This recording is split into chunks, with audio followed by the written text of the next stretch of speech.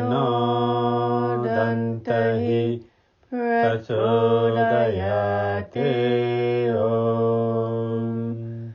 Om Tat Kumaraya Vidmahe Kartikeyaya Dhimahi Tanno Skandaha Prachodayate Om. Om Katyayanaya Vidmahe Kanyakumari Dhimahi Tanno Durgaha Prachodayate Om. Om Mahalakshmi Cha Vidmahe Vishnupatni Cha Dhimahi Tanno Lakshmi Prachodayate Om. Om Vinaganaya Vidmahe Vrinchapatni Cha Dhimahi Tanno Saraswati Prachodayate Om. Om Tanmaheshaya Vidmahe Vakvishudaya Dhimahi Tanno Sivaha Prachodayate Om. Om Tatparampariyaya Vidmahe Jnanalingeshwaraya Dhimahi Tanno Guruhu Prachodayate Om. Om.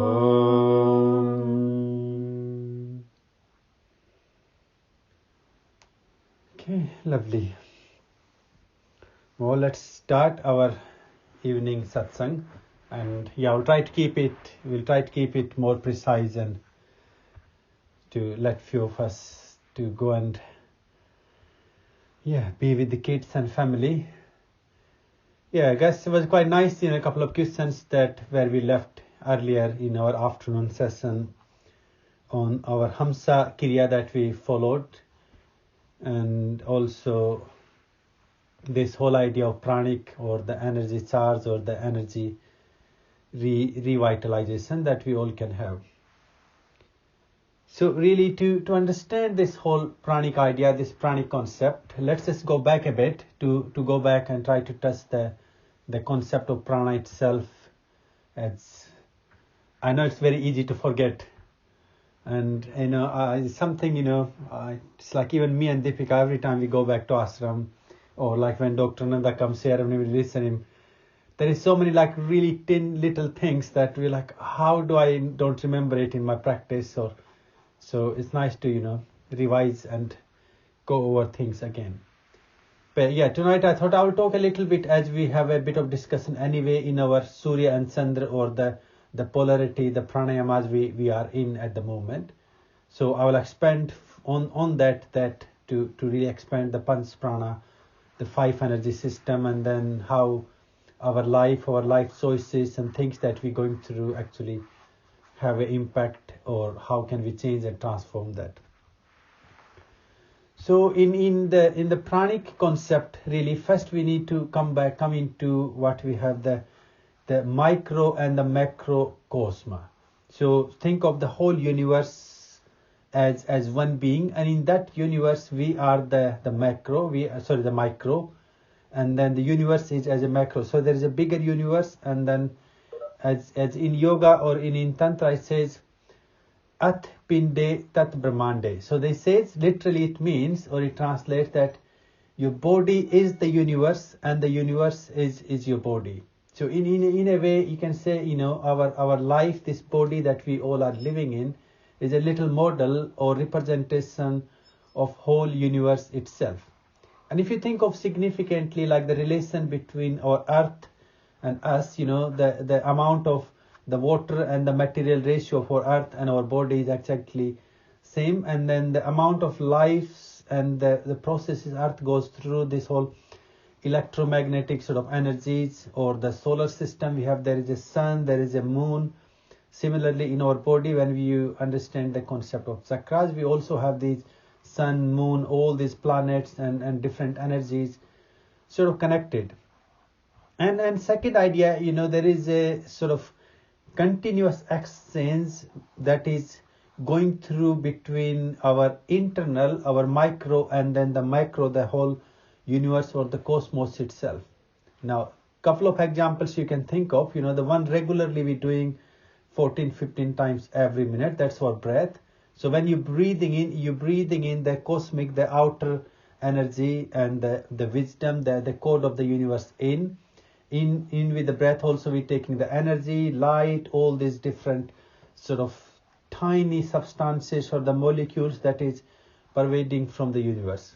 And then that goes in, and then in our system somewhere the energy being released from those atoms, from those particles, and then as the process of recycle, then when we breathe out, we're breathing out that inner, that I energy that is being used and is no more any of use for us. So actually this energy exchange of internal and external is continuously happening in that way. So in this idea, when we're talking about the polarity, there is the big universe, and in that big universe we exist as a little model, and we are modeling the whole universe itself. Now, if we take it little further, as in concept or in context to energy we talk about, then it says the whole universe, this evolution, this manifestation is actually based on polarity. So in that polarity, in a one word, we use the word for that energy is the prana. So prana is the subtlest form of that cosmic energy, all pervading energy, eternal energy that exists. Now this energy obviously does not have beginning and it does not have end. It's just there. And this is, in a modern scientific way, we talk about the law of energy conservation. Well, think of, whatever exists in this universe, if it can be broken or it can be sort of transformed into energy, the energy is always there. It doesn't go anywhere, does it? It's maybe just transforming through various forms. It's taking form of all these materials and non-material, living, non-living, organic, non-organic. But still, nothing has actually gone anywhere, and nothing new has actually into sort of the weight or into the energy idea, into the energy concept. So this energy is conserved. So the energy is known as the pranic force. Now, as this prana is like the electromagnetic impulse, the energy that is pulsating or that is radiating through the whole universe. And when it comes to energy, then energy can have, or it will always have, the two aspects. So the one aspect of energy is the negative energy, and the other aspect of energy is the positive energy. Like we talk into physics or chemistry, negative ions and positive ions. In electricity we always have the two wires. So the one is for the positive and one is for the negative, like the earth element. So these energies are the two opposites, the positive and negative. Now the negative energy, what we call in yoga, we have the term for that, is a Sakti or the Viloma energy. This energy is much more powerful, much more stronger in form of creation, as it brings the creation. It sort of think of, it's the energy that shakes things up. It helps things to move. It helps things to be recharged. It helps things to come into action. And then we have the positive ions that helps to sustain, that helps to enlarge, and that also helps gradually to bring things back into the end process or the dissolution. What in yoga we have the term for that is the Shiva. So we have the Shakti and the Shiva. These are the primordial forces which in a literal term they can be one. Also, many words we have for these energies, like we have the Loma Viloma, we have Surya Chandra, the sun, moon. Also, in other traditions, we have the words like Yin and Yang or Tai Chi, and I'm sure there are many more that not coming in my head. Some of you might be remembering more. So actually, this energy, the polarity, this concept of positive, negative, the two energies coming together to bring life. So our life in that way is actually based on a perfect balance of polarity. So in tantric traditions or the tantric concept, the health and the well-being or the life is there as long as there is a polarity. So the minute we lose this polarity, minute we lose this harmony of the two opposites, these two energies, I guess our life starts to, or energy starts to go down. The minute when the polarity is completely gone, then there is no life. So that the polarity means life, and then the losing the polarity, non-polarity means death. So in a way, if you look at all other materials we have, the non-living materials, they actually don't have the polarity. Either they are fully dominated by the positive or the negative. There is a one charge there. They don't have the two charges like our body has, like our life, any form of life, any form of organic material actually does carry that perfect balance of this polarity. Now when this prana, this energy, this cosmic energy into the positive and negative together flows into our body, enters in our body. Now the many ways, please remember, it's not just the breath. This cosmic energy actually enter in our body in many other ways too. Now, as I guess the breath is, obviously we all know, it's a continuous or most common, most sort of easiest way we can explore this exchange of pranic energy and then the individual energies happening. Otherwise, the other examples you can think of your food. So every time you're eating something, you're taking the energy from out and then it's entering, and then through that food, hopefully this energy, this prana will be released. And into like the tantric traditions or also in Ayurveda, they call about the living food and then the dead food. The dead food can be processed, all this food that has been sort of processed to sustain or to survive, and then the living food that freshly prepared, all over fresh vegetables, fruits and like sprouts and all that fall into the category where the food has still got some life. Also they talk about just not the what you're eating, but also the intense and the energy you create, the thought process you put around that food on your plate, that can also enhance the pranic or the energetic sort of field around it. So that becomes our second sort of, again, another source through which you can see the prana goes in from the outer, from the cosmos, and also it goes out. So through the excretory system we are also letting that go. The third sort of way you can look at, again, the entering or this taking the prana in and then out, your drinking habits, all the water, all the teas, coffees, what we drink.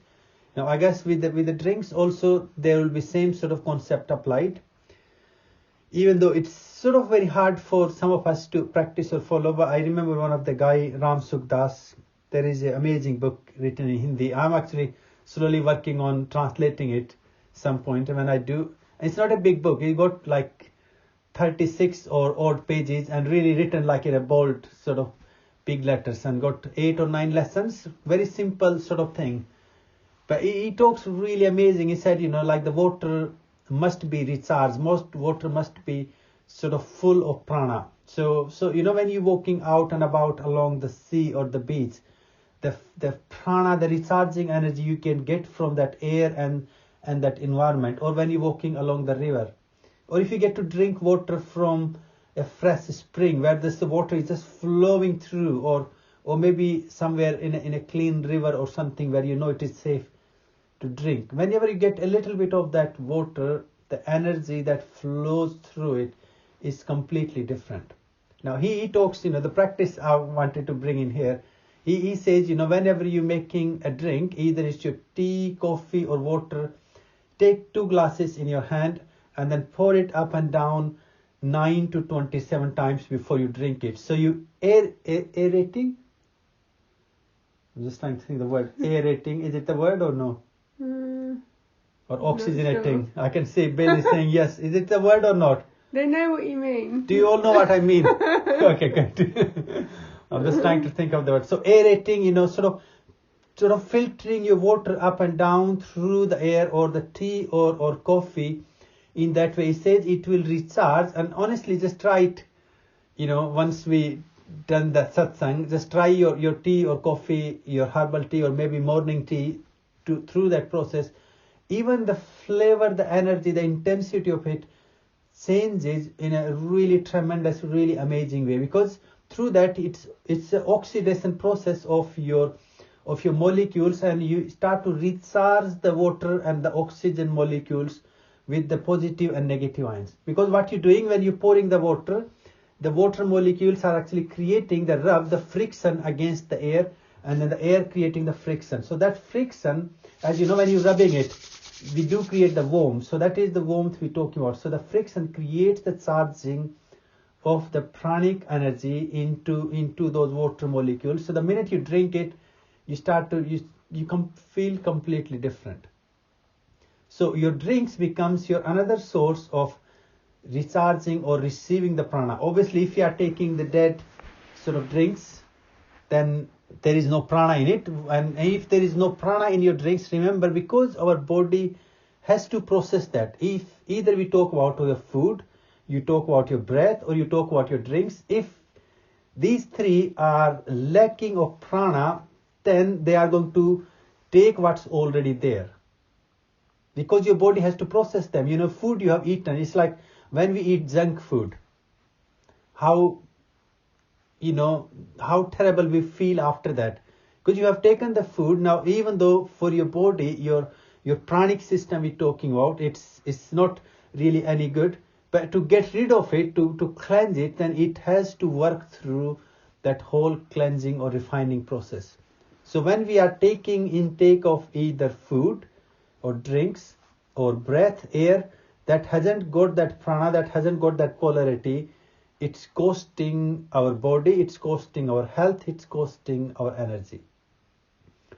Okay, that it doesn't end here. Okay, now the fourth source to me, that is really the abundance that you can flip yourself around. So the fourth source comes to the communication or our drashti, they call in yoga, we call it drashti, our viewpoint or our communication with people, communication with ourselves. And I'm sure this is, again, we experience it many times in our life, when you walk past or you see the people around you, and when they give you this amazing smile, or someone gives you something really simple but just a nice compliment,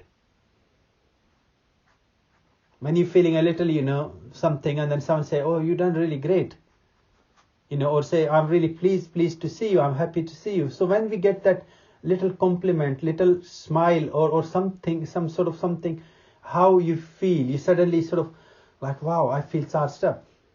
Like our satsang, it's another really sort of good example, when we meet with each other through even through our screen. So that becomes your fourth sort of source through which you are exchanging and receiving or giving this pranic energy, this pranic force.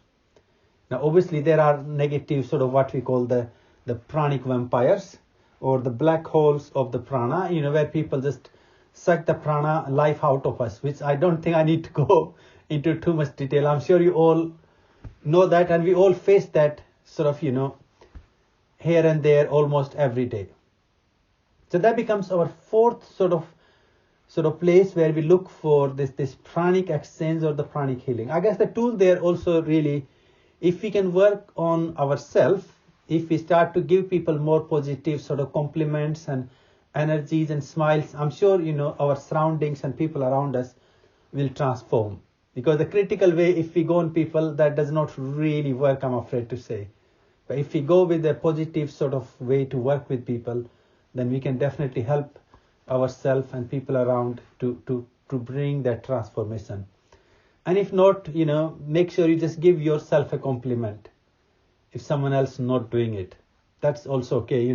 Something like Dr. Nanda last time, he was telling me, one of his favorite thing is when he get in car, because no one else is there when he's driving to work, he does this self-talk sometime.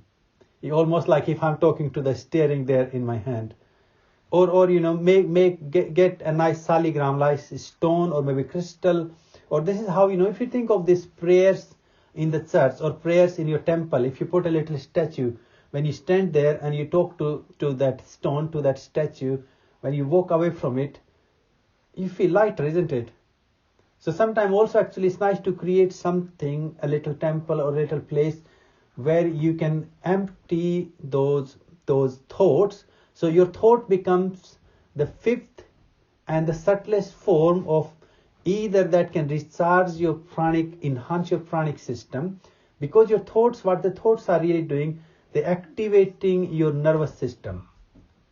Now, when we are in a positive, in a constructive, and in a balanced thoughts, in a harmonic thoughts, then there is a balance in our sympathetic and parasympathetic nervous system. So the energy flows through the central nervous system, our cortex part of brain, where actually our susumna, the central nadi, is activated. So then energy naturally flows into the higher, into the upward, into the uplifting. So your thought becomes your fifth or sixth. I lost the numbers now. I'm not listening. Okay, Deepika is not listening. She's already enlightened. Anyway, wherever I am, I forgot the number now. Did Bill say, are we 5 or 6? 5.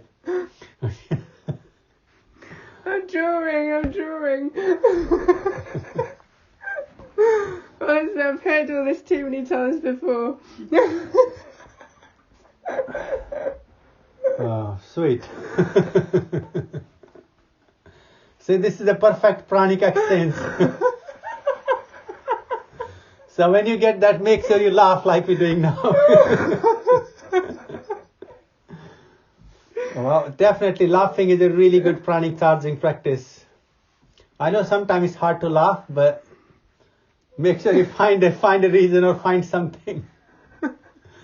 And I don't know, sometimes I do this thing in my mind, honestly, I should not really tell it to you all, but I will share it now as we're talking about how do we bring ourselves out of this pranic drain. When people really annoying me, I don't say it on their face, but in my mind I think that's really stupid. Or I say, I'm really sorry for you, I feel sorry, and in my mind, I don't say it out loud, but I just say, I'm really sorry for you. And I think then I kind of, in my mind, it helps me to let go of, it doesn't let me get caught and ripple around that event or that situation. Sometimes, say something that works for you. Like, oh, I forgive you, or I love you, I'm really sorry for you being stupid. But don't say it out loud, because if you do that, yeah, that will cause more pranic drain than the charging up. Yeah, so we coming to then we got this whole thought process, or our drishti, our viewpoint, the way we processing our thoughts and all that in our mind, that becomes the another subtle form of our pranic or energetic drain. As you know, your nervous system actually is one of the most intense sort of flow of energy of our polarity, or this electromagnetic impulses, because the whole nervous system, it works through the electric impulses. Even though I know it is micro milliampere, but actually every message from your brain to your cells is moving through the electric impulses, and then it goes back with the electric impulses. So the polarity concept really comes much easier to understand when we talk about our nervous system. Okay, so this is the first part. I thought I will stop here. If anyone have any question or anything you want to add or ask here before I move into the Panch Prana, when the energy transforms in our system. But I will stop here for a few minutes. Maybe we can go through each one again just to give you all a bit of space.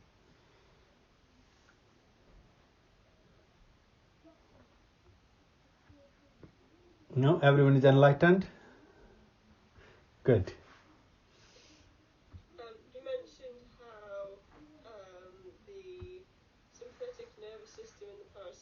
sympathetic nervous system relates to the Sushumna, the Ida and the Pingala. Yeah. Which way round is it all? Yeah, so I will come to that next when I talk about the energy. Yeah. Okay. I think for now, as long as we understand this pranic exchange and if you can all correlate with that, then I'm happy to move on to the second topic. I really like how you relate it to the polarities with the positive and negative. Although you've said it before, for some reason it's clicked for me just now. So thank you very much. Yeah, I will come to the Ida Pingala, those Nadis. Yeah. Let's go one by one through everyone and then I will start again. Bill? I have no questions, so I'm good. Okay.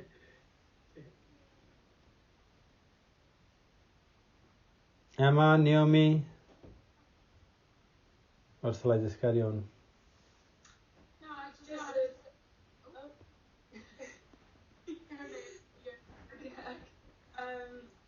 I think for me it's been hard to not see the positive and negative as like, well, basically seeing that the negative in the polarity is not a bad thing, you know, like it's the balance.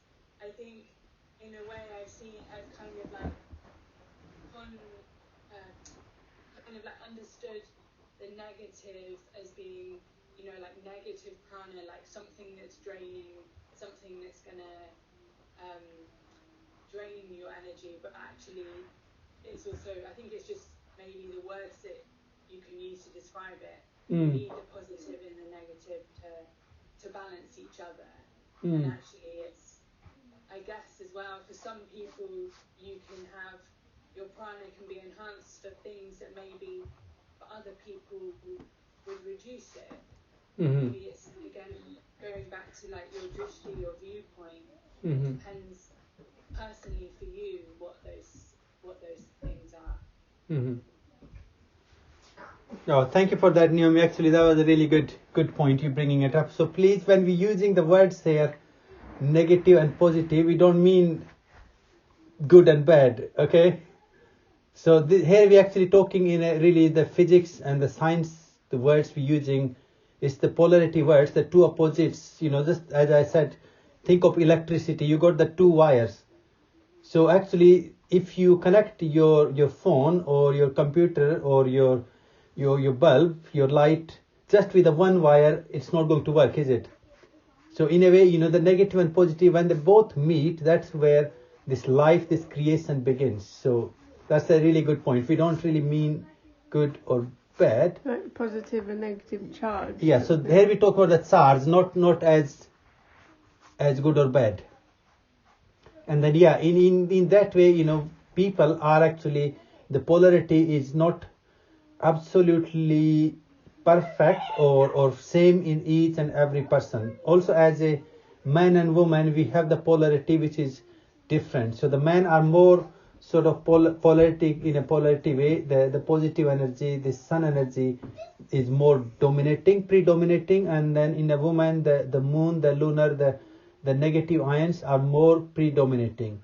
And as I said, I think, you know, in earlier I used to just think of just in a physical appearance way, but more I think because the negative energy, the negative ions, when we're talking about it, the Shakti energy has that creational force. So if the negative energy disappears or if that goes down, actually the life will go down, the energy will go down. So that brings the creation, the life to shake up. So electrons, you know, actually break things, and when things break, that's where the energy releases. So in a way, you know, that's why I believe that they correlate the creative force and then the woman, the mother energy, because through that, you know, the life is created and it goes through the cycle. So in a way, you know, also then in that way, you know, we got the positive dominance and then the negative dominance. And at the end, you know, only thing what makes each and every individual's energy different is because once we understand these sources of prana, and in that way think of the light is there. You turn a lamp or a light in your house, but you can cover it with different colors. You can create some amazing patterns, or you can scare someone. You can blind someone with it. So in power is there. Energy is not good or bad, but how it's being consumed. So in that way, some people become abundance, like fully charged up of prana, and some people, they don't have enough. And when they don't have enough, they become sort of like what we call the black holes, where they're draining your energy away. They're not negative or bad in that way. So thank you for expanding that and just reminding me to also touch that topic too. Shall we go to Steph and... No questions, but just really interesting and a really good reminder about the communication prana. Even if you can't find it within yourself, to give someone else a problem if you're finding a situation really tough, maybe give yourself one. I think that's a good reminder, and positively charge yourself up, and then I think that ripples out. That prana will transform your surroundings, like you said. So a really nice reminder to keep trying to do that. Okay, shall we hear Jessie for a moment and then we move on?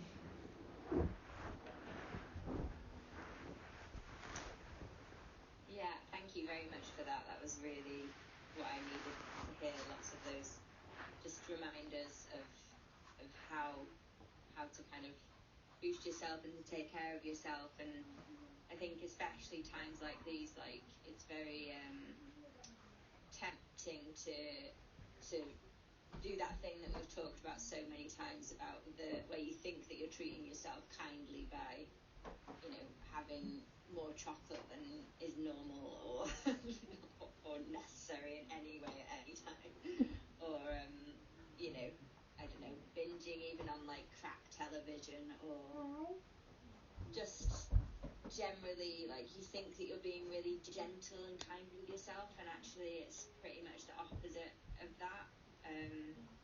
Just kind of consuming all of this, and I guess like when you think of really bad TV or really bad kind of, I don't know, chocolate and food and all of that sort of stuff, like it really does drain your energy. Like you feel like when you're watching it, the energy you spend on focusing on this nonsense is very very draining. So yeah, that was just a really really good reminder. So thank you. Yeah, I kind of remember I could not go last time. I don't know if maybe EG went or not. You remember in dance camp they did this whinging evening, didn't they? I really wanted to go and see what people... Yeah, come on. I didn't go. Yeah, I really wanted to go and find out what they do, but... Just have a right move. Yeah. Get it all out. Yeah, so sometimes it's also fine actually to do that, if you feel that, you just... Only thing you need to be careful, always you got to find the right sort of people really. Because, otherwise they also cause more sort of ripple into that. You got to be very careful about, where do you share your personal sort of life and stuff. But where you feel safe, then sometimes actually that can also help. In old Indian traditions, it's very interesting, these wealthy people like kings and queens, they used to have this special part of their palace called Kop Bhavan. So it's the section where you go when you're not happy, when you had a fight with your husband or your wife, you just go and close the door. So it's kind of like you turn the whole thing upside down. So everyone knows that there is something terribly bad, and everyone have to work on sorting the problem or the issue out. My God, look at that. What happened to the screen? Yeah, I think you can see us fine, can't you? It's just the light. You turn the lamp on, I think. Maybe. Yeah, anyway, it's fine. Yeah, so they actually used to have that place for actually whinging and going into that. So sometimes it's also actually fine to let go of the emotions and not holding ourselves sort of too big all the time. Sometimes it's fine to break down and put your head into the knees and say, I'm not happy. It's just only thing you need to be careful, just doing it with the right sort of people. and people you feel they can really help, and people who should really be part of that. Because otherwise, people can also take quite a bit of advantage, and or we just worry about, oh, I wish if I should not have done this or that. So as long as we're careful, sometime I believe whinging is also okay. We can do a whinging satsang one day. And everyone get like 10 minutes to whinge and see who does the best. And we have to make sure that we don't laugh. Okay, so let's move on to the second part as we're going through. So, Did everyone talk? yeah, I think so. I think everyone got chance to talk. Emma didn't. No, Emma did not. Okay, sorry, Emma. No, I was that's fine. I was going to ask you about the positive negative piece around, because I remember you saying maybe last week or at some point before about there is no such thing as good or bad energy. So somebody can't give you bad energy. It's all energy, and it's how you process it. Yeah. The results, and but I was going to ask you about that, but you covered it anyway when Naomi. So yeah, I was just kind of wanting to get that clear. So it's about how we process energy from other people. Yeah. Yeah, obviously in beginning, you see, because I like in a true ultimate form, when we talk about these great yogis, people who are like beyond these fluctuations of our mind and ego and desires and this worldly thing, because while you in that process, you can't easily filter things, and that's the difficulty. Once you kind of gone beyond all that, then it's all like, energy is energy. It doesn't matter where it comes from. People can't actually curse you, or people can't really do anything wrong against you, as long as your drashti, your viewpoint on the energy is positive or constructive, or how you're using it. So you can upcycle somebody's thought, you can upcycle somebody's idea. And this is what I said, sometimes it's nice to just think in your mind that was stupid, or I feel sorry for you, or I'm sending you love. Hopefully may the God or may the divine give you the right kind of wisdom, like Jesus, what he did, when people were putting him on the cross. So if, that's the really, to me, the subtlest of example of being into that state where energy, these thoughts, actions, it doesn't matter, because for him he was still love, and even in that state where people were torturing him, he was like, oh, may God bless you, may God forgive you, give you the right kind of wisdom, right kind of bliss. So yeah, in that way, it's all, there is no difference. But for us people, we have to be a little bit careful, because we are not in that absolute bliss. So yes, for us, the term we use for us is a satsanga. We talk about, like, even with the food, we have the mitahara. So what we eat, people we meet, all that, we have to be a little bit, I guess, selective or picky, and see, what really affects your energy in a negative way. Either you change your mindset, your attitude, your viewpoint towards those people, their language, their actions, their behavior. The minute you change that, then you would not have this drain. You would not have this negativity. And then the last thing in that way also, I guess, not allowing other people to feed into the negativity. Because that's to me, in our society, the hardest thing is, somehow people believe that the way to win each other's heart is by bettering the third person. So sort of, if oh, that person doesn't get on very well with you, then if someone comes and see you, they would talk quite a bit about that person, like, oh, how terrible it is. This sort of feeling like, oh, I can win your heart, or I can win you, making you feel like I also hate that person. So actually, even sometimes, not allowing that sort of communication to happen, to feed into this negative mindset, can also really empower us. In beginning, people do find it's hard. Like I tend to do this quite often when I talk to some of my good Indian friends, where I'm friend with two people that they don't talk to each other anymore. So they try to like fall onto talking about each other, and I'm like, look, I'm not interested. Either go and talk to the person, resolve it, But otherwise, if you want to talk to me about you and me. If you got problem with me, I'm happy to listen. So, and I have to say that because those people I know, they're not really listening advice. If the people want to talk to you about getting advice, like, this is my friend or my relation, I'm struggling with, what can I do? But there are people, they're not really there to take any advice. They're just there to suck your brain and your nervous system out. So make sure in those situations you do stop them.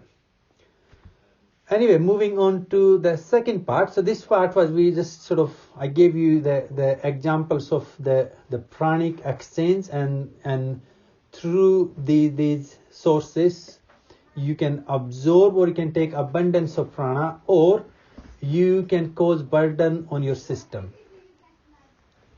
because it takes your brain, your body, your digestive system, or whichever way you're taking those energies, positive or negative, good or bad, it takes quite a lot to actually drain those energies out.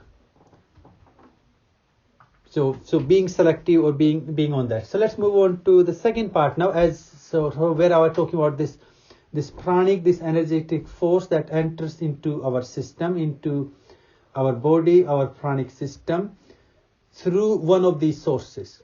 Now, once this pranic energy reaches into your body, charged up of these negative and positive particles, into your food, your breath, your drinks, with this abundance of prana, this pranic energy gets released into your body.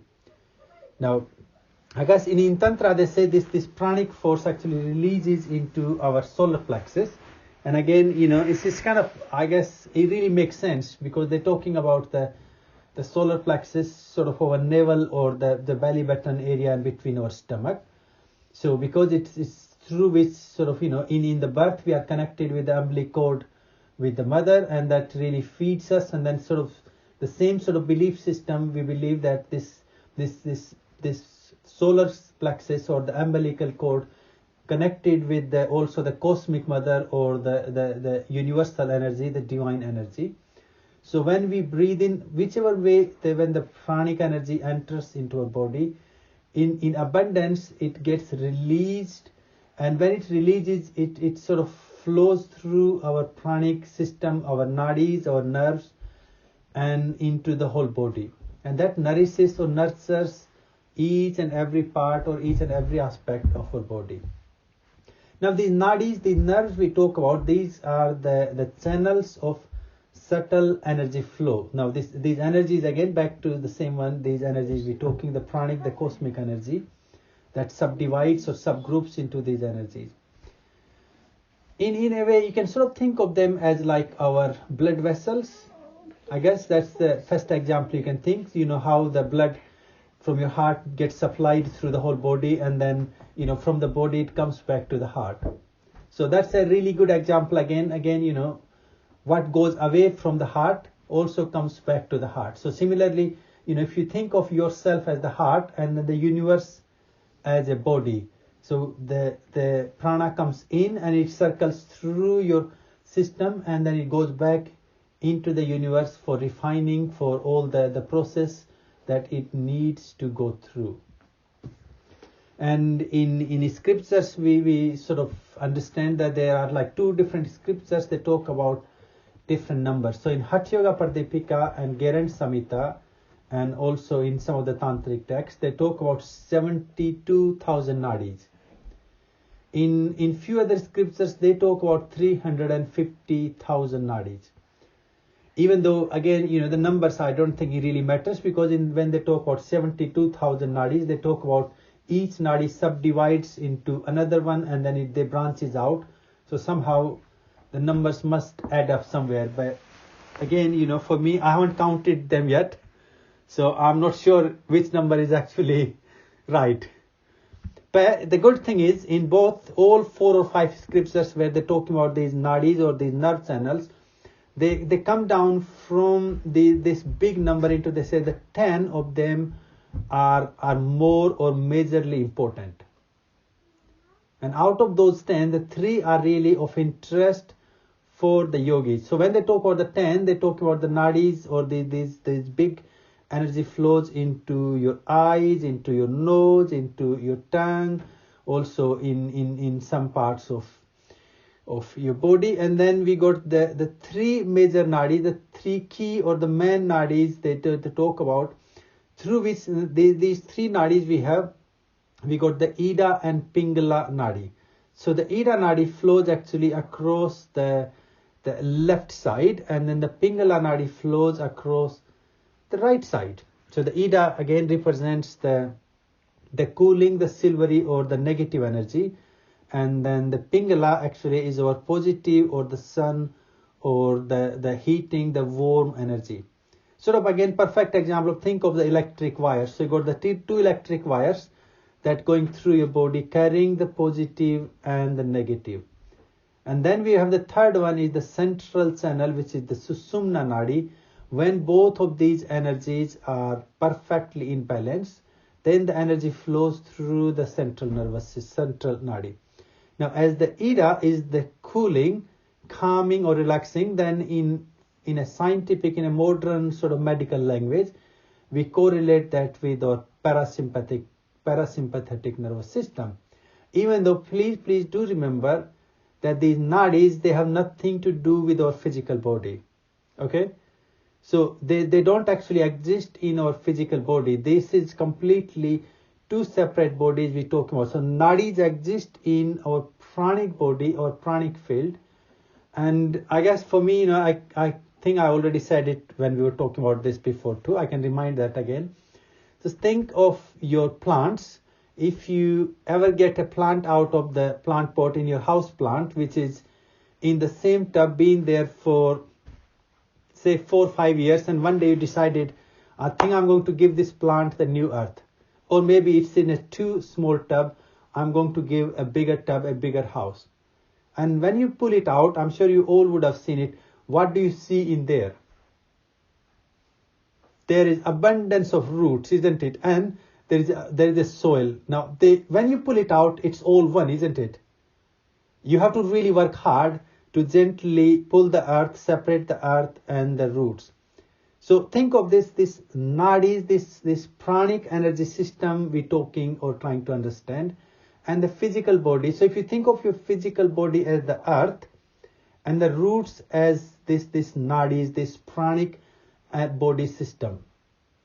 So because they infuse, they're holding each other together, so actually the existence of one without other has no meaning.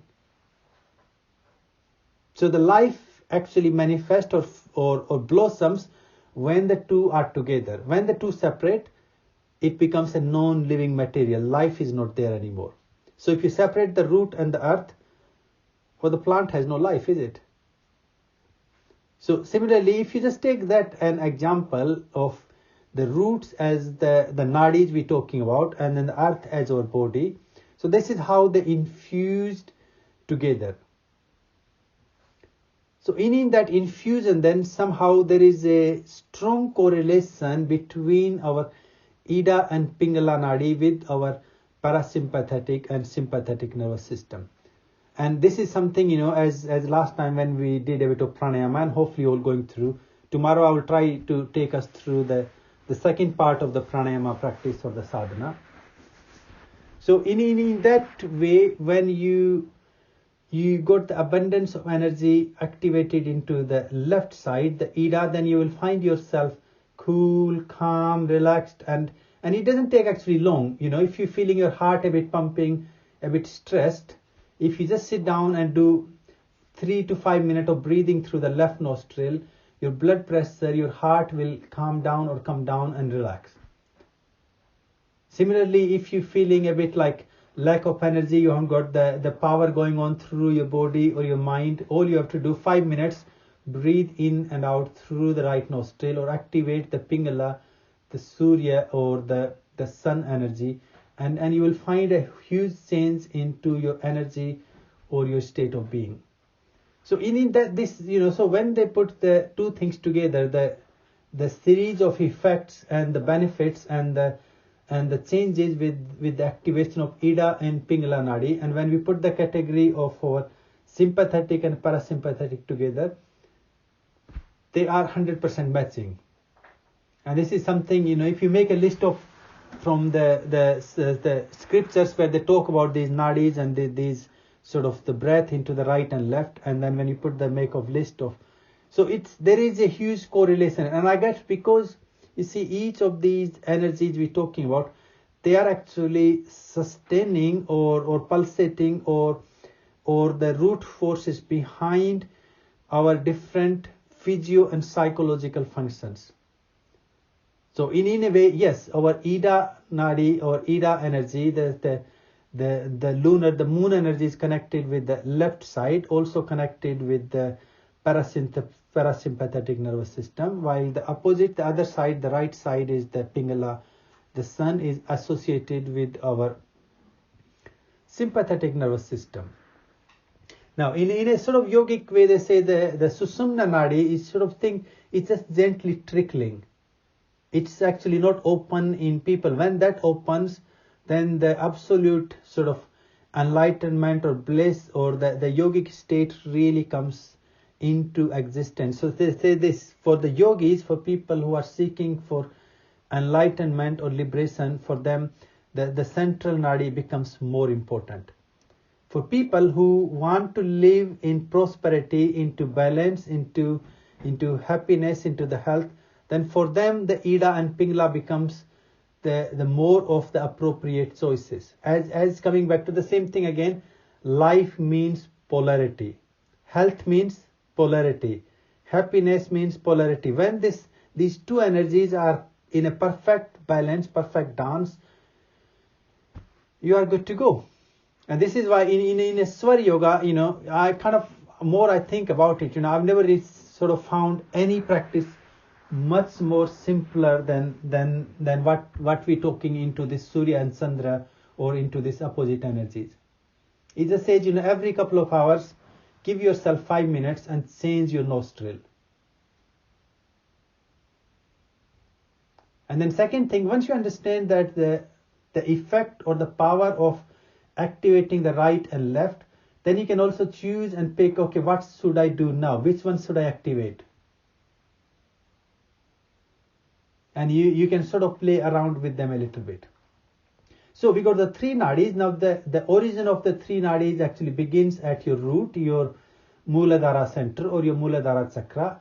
And then from there they're moving into a crisscross flow all the way up. So they begin from the root center and then they're crossing and meeting at the each chakra from your root all the way, and then meeting back, merging back into your third eye. Or sort of they got the connection with your nostrils there.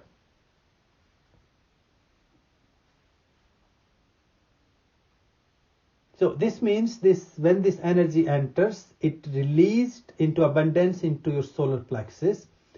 Then it flows into your different chakras through these nadis. We're talking either through the Ida or the Pingala nadi. Now again, please remember, when we're talking about the energy flowing through one or other, we're just talking in a predominant way. Okay?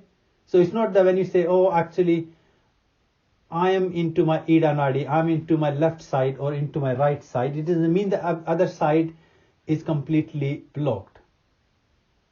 And if someone tells you that, you just tell them, in a literal way, complete blockage of any of the Nadi of these, not just the three of them out of those 72,000 or the 10 main ones. If any nadi gets blocked or impaired, then that part of your body associated area will be completely paralyzed.